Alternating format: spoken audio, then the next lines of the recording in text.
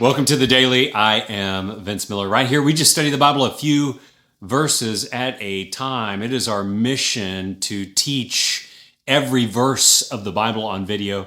I call it Project 23. You can check more out about that at the link below. Our text today is Judges chapter 8, verses 1 through 3, and we're picking up in the story where Gideon has just defeated the Midianites. This is what happens next.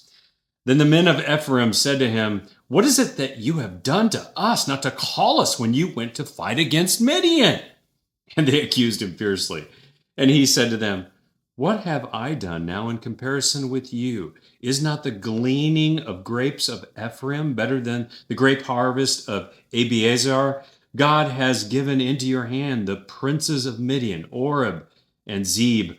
What have I been able to do in comparison with you?" Then their anger against him subsided when he said this.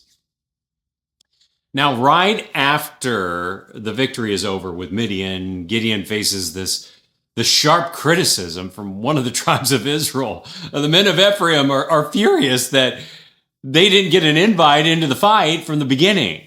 So their pride is a little wounded, and they accuse him fiercely, it says here. Now, Gideon could have argued back or defended himself, which it sounds like he's about to at the beginning. He could even reminded them of who really led them into the battle.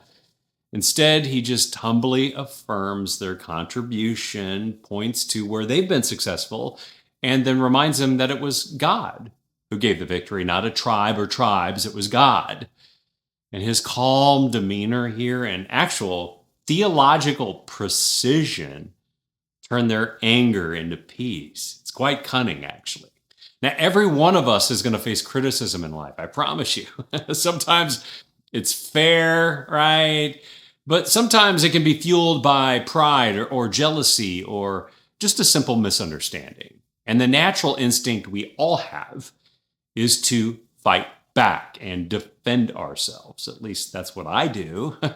But Gideon shows us another way. It's just humble, thoughtful, godly humility.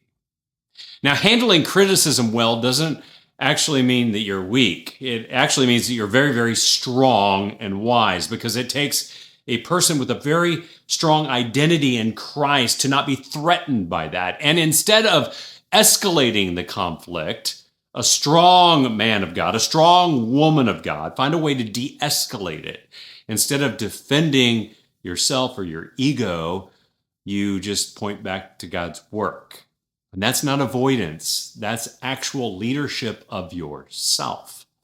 Now, in your life, criticism is going to come from just about everywhere. Coworkers, family members, and even fellow believers, believe it or not. And you can either let it drive wedges between you that just drive deeper and deeper, or you can choose humility that disarms that anger and turns that conflict into peace because your identity is secure in Christ. So the next time someone criticizes you, resist the urge to fight back, will you? Take a big, deep breath, look for what you can affirm or maybe change in yourself, and then point the conversation back to God, and you will be blessed. Love you guys. Pray this blessed you. If it has, then share it, and I'll see you right back here again